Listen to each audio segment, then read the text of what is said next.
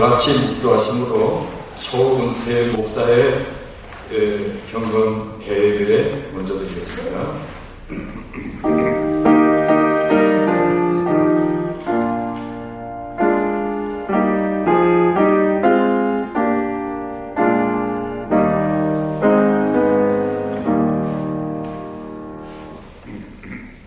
찬송가 454장 1절, 2절을 이제 보신 다음에 그다음에 기도 순서하겠습니다. 3절은 나중에 설교 말씀 들은 다음에 3절 보겠습니다.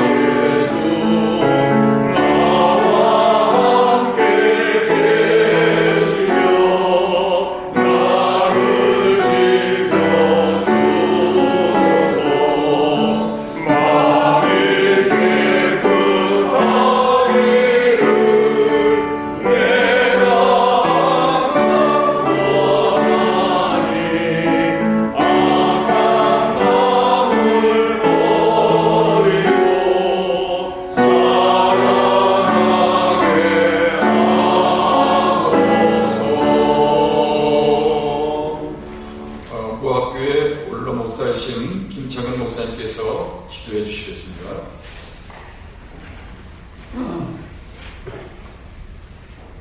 사랑이 많으신 아버지 하나님, 새해를 맞이하여 서울로의 은퇴 목사님, 사모님들이 함께 모여 먼저 예배드리게 하심을 감사합니다. 그동안 주님의 몸된 교회를 섬기는 놀라운 영광을 주셨는데 은퇴 이후에 더욱 주님의 품 안에 거하며 주님과 동행하게 하여 주옵소서. 주님과 깊어지는 교제 가운데 세상이 줄 수 없는 그 위로와 소망과 은혜가 넘치게 하여 주옵소서. 우리의 마음이 날로 새로워지고 영혼은 더욱더 맑아지게 하여 주옵소서. 하나님의 영으로 충만하여 주님의 꿈과 비전을 품고 다음 세대와 한국교회를 위하여 기도하며 축복하는 노년의 시간이 되게 하여 주옵소서. 목사님, 사모님들께 더욱더 새 힘과 건강을 주시오며 새해는 늙어도 결실하며 진액이 풍족하고 빛이 청정하게 하여 주옵소서. 한국교회가 영적으로 부흥되게 하시고 나라와 민족이 위기와 어려움을 극복하고 열방을 향하여 주님의 복음을 전하는 제사장 나라가 되게 하여 주옵소서. 오늘의 사랑의 자리를 베풀어 주신 영락교회가 80주년을 맞이하여 세상에 소망과 빛을 비추는 교회로 도약하게 하여 주옵소서. 김은성 목사님께서 지혜와 은혜와 권능을 더하여 주시고 오늘 전하여 주시는 말씀을 통하여 큰 은혜를 받게 하여 주옵소서. 은퇴 목사회를 위하여 수고하시는 회장님, 임원단들에게 더욱더 은혜와 위로와 힘을 더하여 주옵소서. 감사하며 예수님의 이름으로 기도하옵나이다. 아멘.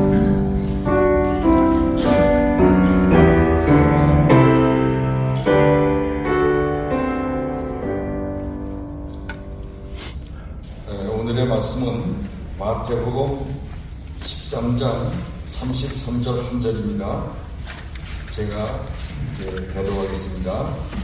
또 비유로 말씀하시되 천국은 마치 여자가 가루 소만 속에 갖다 넣어 전부 부풀게 한 누룩과 같으니라.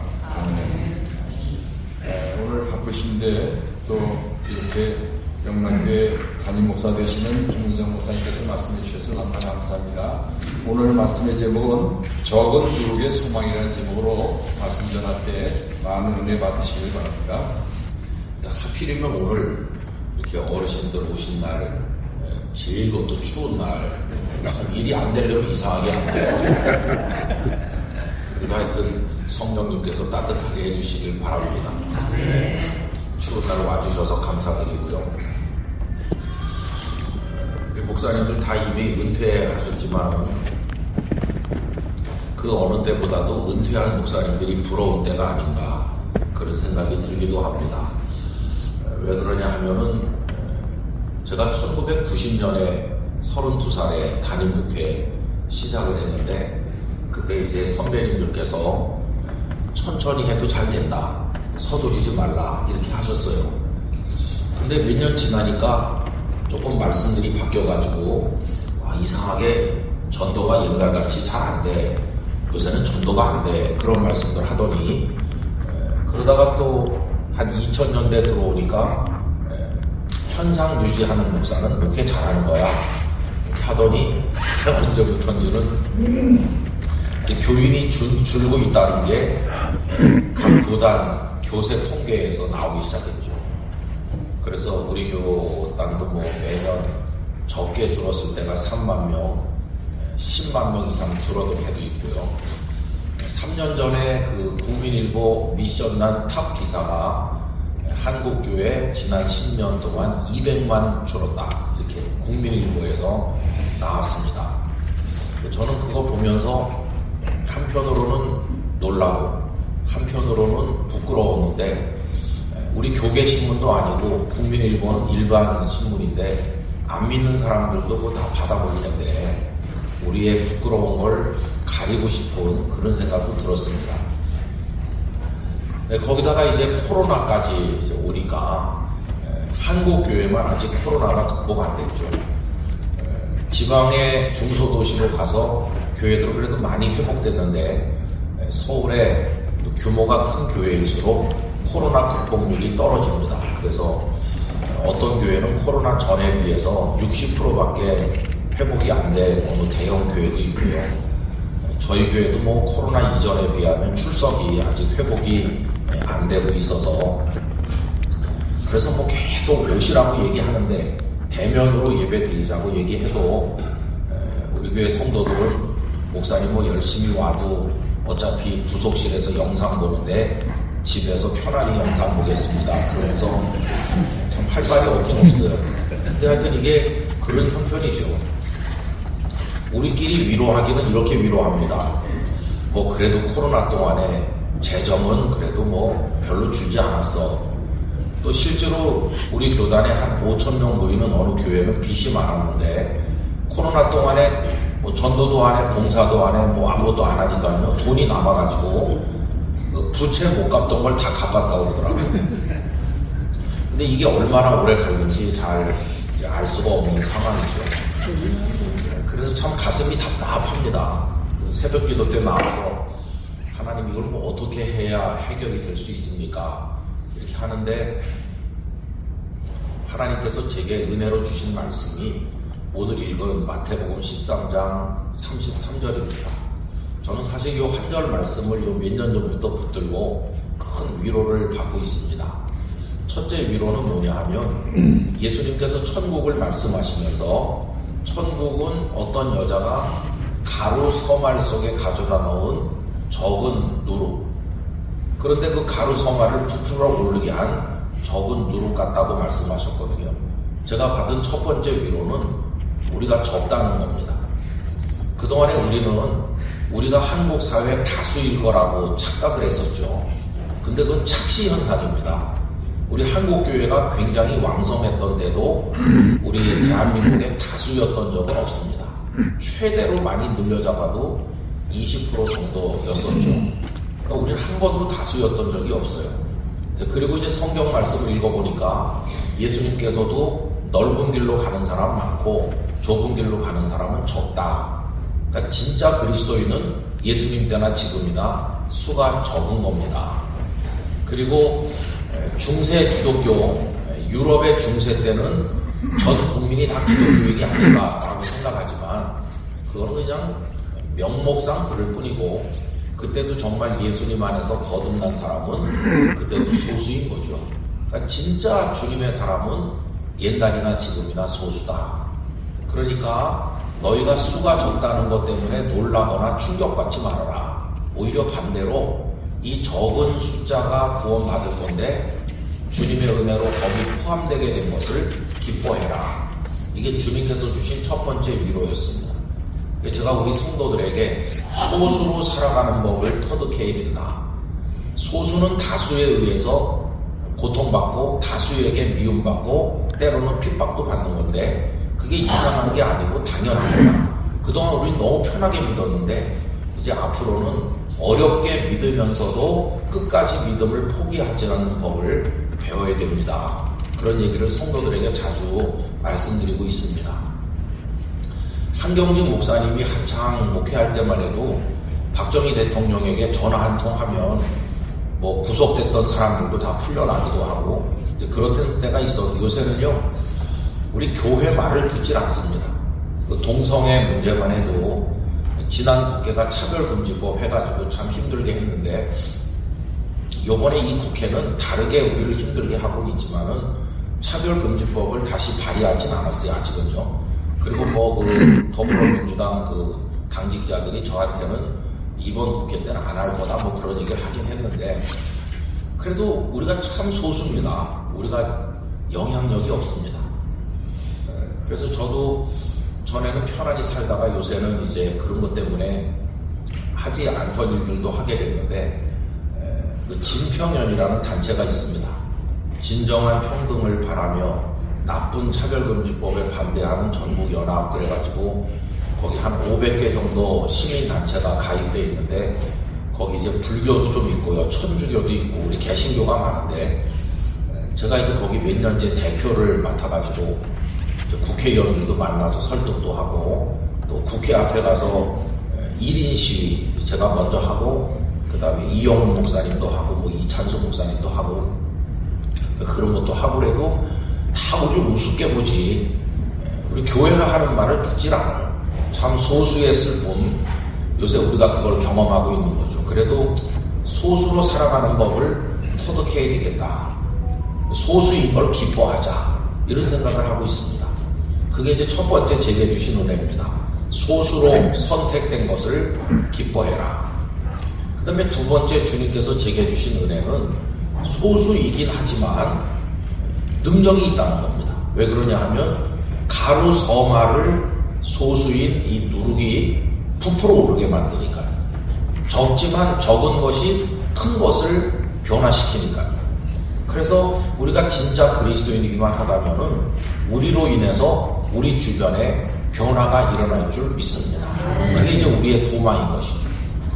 그런데 그때 필요한 것이 뭐냐 하면은 시간입니다. 시간.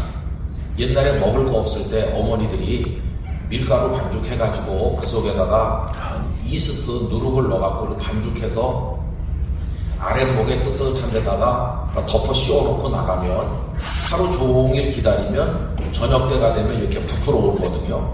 그걸로 찐빵도 만들고 그랬지 않았습니까? 그때 필요한 건 시간입니다. 시간. 그럼 시간이 가야 되니까 그때 우리에게 필요한 신앙의 덕목이 뭐겠습니까? 그건 인내입니다. 인내. 견디는 거. 하여튼 꾸준히 견디면 이게 변화가 일어나게 돼 있어요. 제가 이제 한 재작년부터 읽어서 은혜 받은 책 중에 앨런 크라이더라고 하는 목사님이 쓰신 초기 교회와 인내의 발효라는 책이 있는데요. 제가 그 책을 읽고 제 무식한 걸 많이 고쳤습니다. 하나는 우리 생각에는 313년에 콘스탄틴 대제가 기독교를 공인했을 때 기독교인이 로마 제국 안에 상당히 많았을 거다. 그러니까 기독교를 공인했지. 그동안 이렇게 생각했는데 그분이 전문가로서 스터디를 한 결과는 그 기독교를 공인할 때도 기독교인 숫자가 로마 제국 전체 인구의 적게 잡으면 8%고 많이 잡아야 12%밖에 안 된대요. 10분의 1밖에 안 됐다는 겁니다. 그거 보고 사실 놀랬습니다. 그거밖에 안 됐나? 이게 놀래가지고.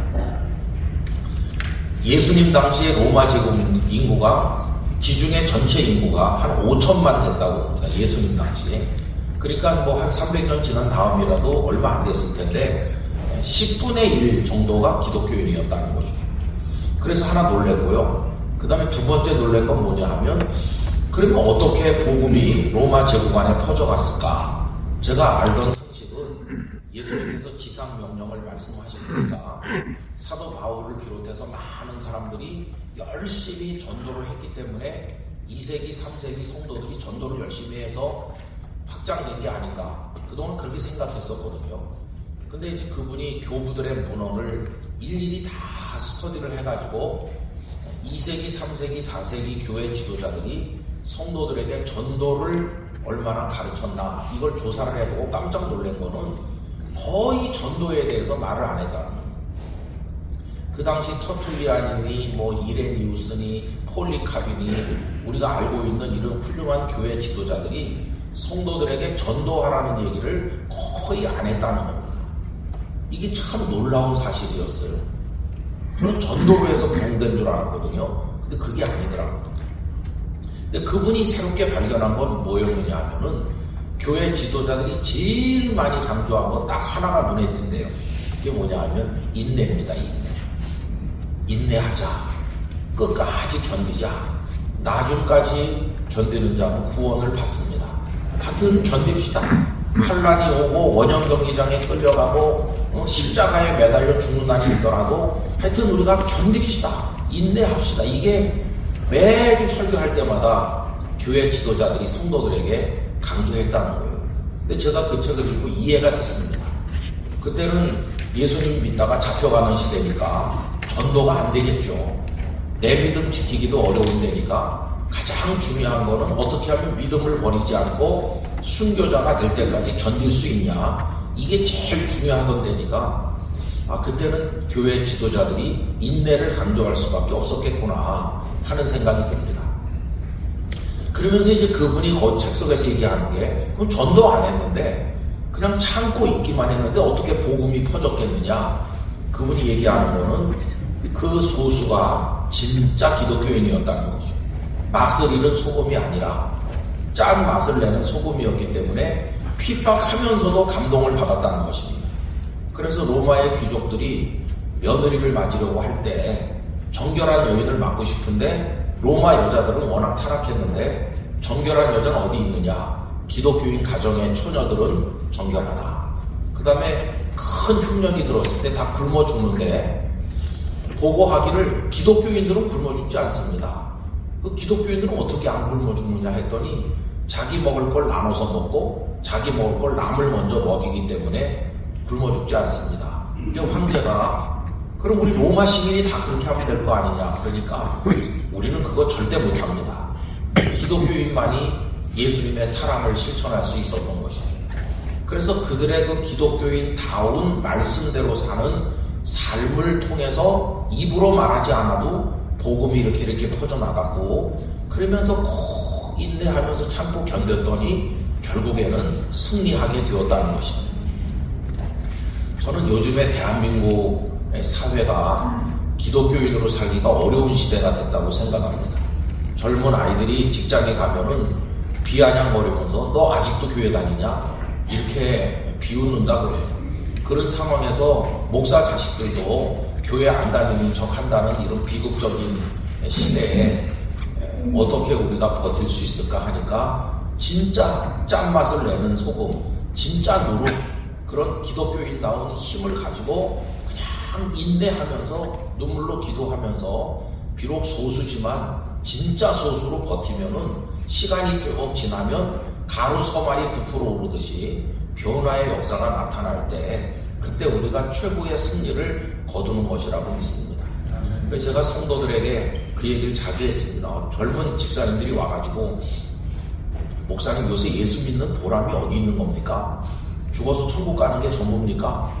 뭐 좀 말 좀 해주세요. 그러면은 물론 죽어서 천국 가지만 지금 살아있는 동안에 내가 회사에서 이렇게 바보 취급당하면서 매주 교회 와서 예배드리고 봉사하는 게 뭔가 이렇게 보람이 있고 의미가 있어야 되는데 그걸 좀 말해달라는 거예요. 그래서 내가 이 얘기를 해줬었거든요. 당신이 맛을 잃지 않은 소금으로 진짜 능력 있는 누룩으로 당신 주변을 에워싸고 있는 가루 서말 속에 들어가서 인내해라. 인내하면서 기독교인 됨을 포기하지 말고 그럴수록 말씀대로 묵묵히 견뎌라. 견디면은 성령의 능력으로 반드시 발효가 일어난다. 그게 우리가 존재하는 의미다. 이렇게 얘기해 줬거든요. 뭐 이렇게 현수막 든다고 변화되는 게 아니고 당신이 그렇게 하세요. 근데 그 앨런 크라이더가 책에 속에서 뭘 강조하냐 하면은 그 변화는 누가 일으키시느냐 하면은 반드시 성령님의 역사가 있어야 된다. 그 누룩이 가루를 이렇게 발효시킬 때 화학적 변화거든요. 근데 그게 화학적 변화에 해당되는 게 영적으로 말하자면 성령님의 역사라는 거예요. 성령님이 역사하시면 우리가 비록 보잘것 없지만 하나님께서 우리를 통해서 세상을 발효시키실 것이다. 변화시키실 것이다. 이게 이제 우리의 소망인 것이죠. 우리 목사님들 하여튼 이런 소망을 가지고 후배들을 많이 격려해 주시고요. 또 저희 영락교회를 위해서도 기도해 주시기 바랍니다. 올해 저희 교회는 23년 만에 총회를 하게 되었습니다. 사실 예배당이 옛날식 예배당이고 2002년에 마지막 총회를 했습니다. 그리고 한 번도 안 했는데 뭐 이유가 여러 가지 있었는데요. 근데 이제 지금 우리 교단 총회가 많이 어지럽고 좀 부끄러운 일도 많고 뭐 그런 상황에서 현 총회장께서 내년에는 영락교회에서 하도록 해주세요 하면서 요청을 작년부터 많이 했습니다. 그러면서 총회가 폐회하기 전에 총회 장소를 미리 정해서 내년 총회는 영락교회에서 합니다 라고만 해도 성도들이 원래 자리로 돌아가는구나, 우리 교단이 다시 제자리로 가는구나 이렇게 느끼지 않겠냐고 그렇게 하루 요청하셔서 이제 올해 가을 총회를 여기서 하기로 그렇게 했는데 화장실도 부실하지, 이렇게 난방 냉방도 잘 안 되지, 뭐 그렇게 많이 있습니다. 근데 목사님들 많이 기도해 주시고 우리 서울로회에서 총회하는 거가 이제 말하자면 23년 만에 하는 겁니다. 저희로서는 잘 준비해서 이제 손님들을 모시려고 생각하고 있습니다. 이 뜰에도 준비하고 저 50주년 기념관에는 쉴 수 있는 카페 이런 거를 3개층을 총회 전에 다 리모델링을 끝내려고 생각하고 있고, 그래서 많이 도와주시고 기도해 주시기를 바랍니다. 총회 때는 다 오셔서 총대는 아니시지만은 또 같이 또 이렇게 참여도 해주시고 많이 격려해 주시기를 부탁드립니다. 목사님 사모님들 추운데 오신 거 한편으로 감사하고 또 한편으로 죄송한 말씀을 다시 한번 드립니다. 기도하겠습니다. 거룩하신 아버지 하나님, 언제부턴지 기독교인으로 대한민국에서 사는 것이 속도 상하고 때로는 화도 나고 때로는 부끄럽기도 하고 죄송하기도 하고 그렇습니다. 그러나 아버지 하나님, 하나님은 여전히 살아계시고 십자가와 부활의 복음은 여전히 능력이 있고 사랑이 역사하는 곳에 생명 구원의 역사가 열매로 나타나게 될 줄로 믿습니다. 맛을 잃지 않는 소금이 되고 능력 있는 누룩이 되어서 우리를 포위하고 있는 가루 서말을 성령의 능력으로 발효시켜 변화시킬 수 있는 귀중한 주님의 여분이 되게 해 주옵소서. 하나님께서 귀한 목사님 사모님들에게 함께 해주시기를 예수님 이름으로 기도하옵나이다. 아멘.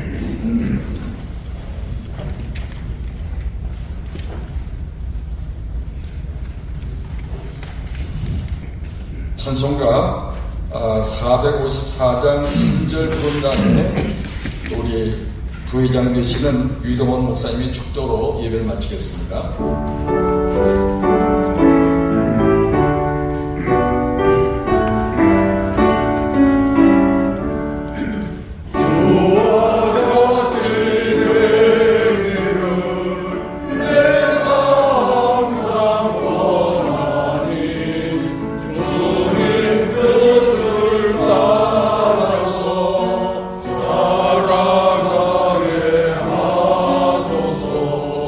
주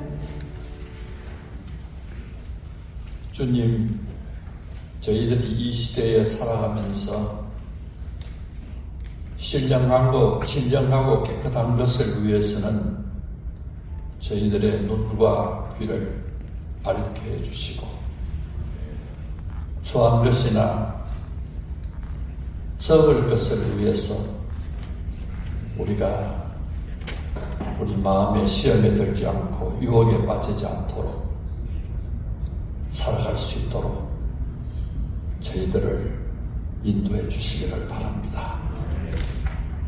지금은 우리를 죄악 가운데서 구원해 주신 예수 그리스도의 그 크신 은혜와 하나님 아버지의 극진하신 사랑과 우리의 삶의 길을 인도해 주시는 성령님의 역사하심이